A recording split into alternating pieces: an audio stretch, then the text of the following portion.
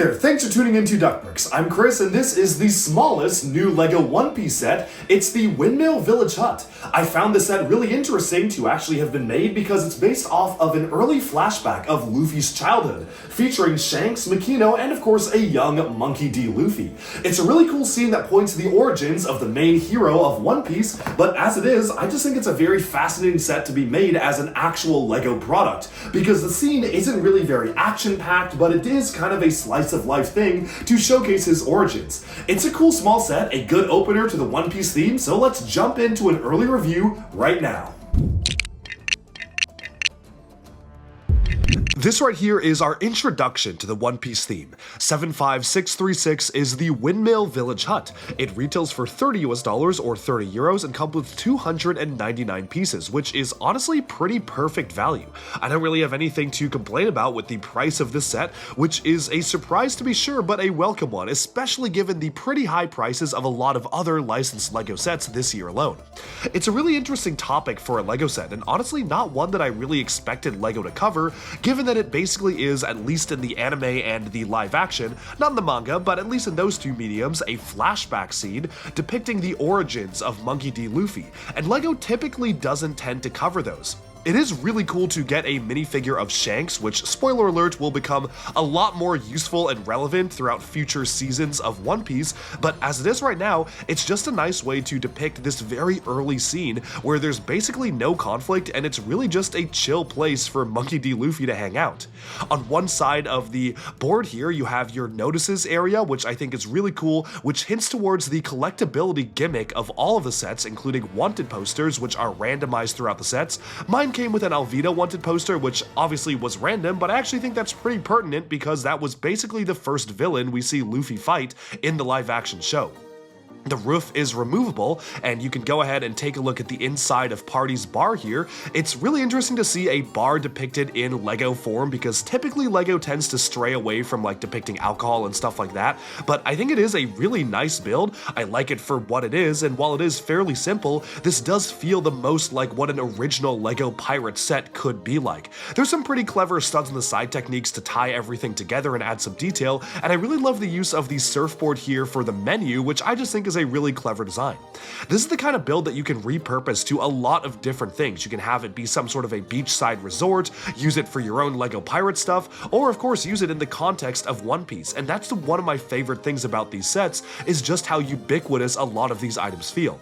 You have a very basic palm tree on the side, and it does make me kind of wish the days of getting those large molded palm trees that we used to get for LEGO that you could pose around, but it's alright for a smaller set like this, and of course, it does include a dock in which you can have the boat dock in if you wish to actually showcase this with a chain connecting the boat to the dock itself.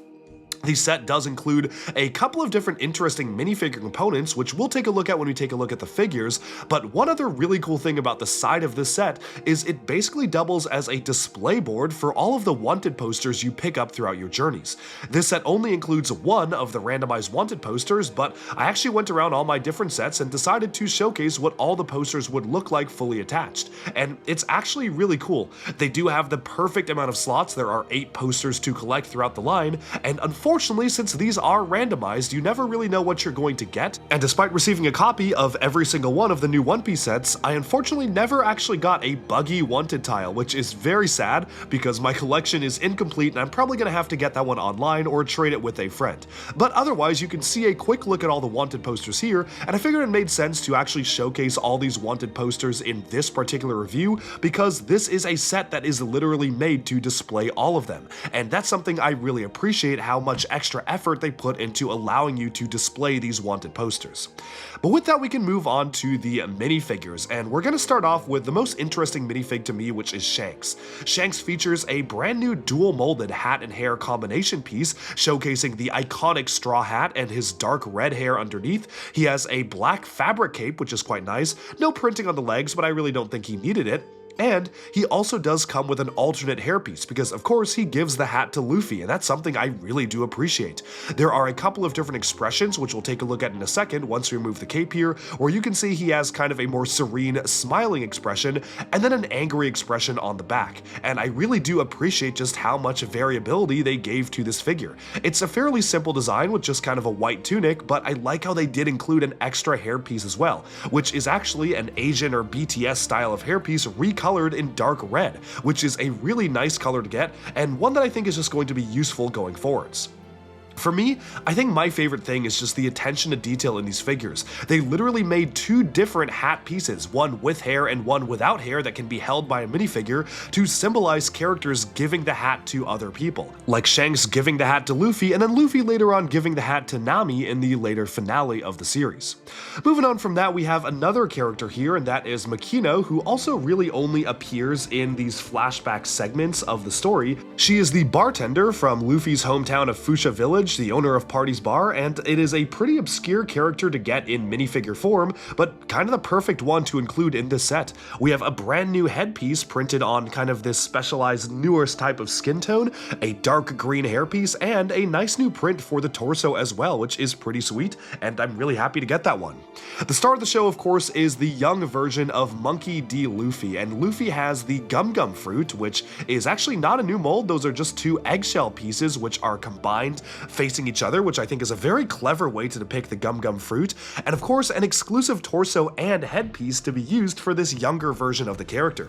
LEGO really went all out when depicting the characters of the series, and I really appreciate that. Of course, he does have the hat which he can hold in his hands, and they chose not to include the version of his hair with the hat, which I think is fine because we get that in pretty much all the other sets. The alternate expression is of him crying, which is the perfect expression to have because it really just depicts the character in that scene, and of course, they did make a brand new hairpiece for Luffy for this entire theme. So all in all, I think it's a pretty decently designed figure, and now we can take a look at my final thoughts about the set as a whole. I think this serves as a really good introduction to the One Piece theme. The price is pretty much just right, especially for 3 exclusive minifigures coming in a $30 set, and it really just depicts a nice little dockside area for you to party at, and of course set sail on the rowboat.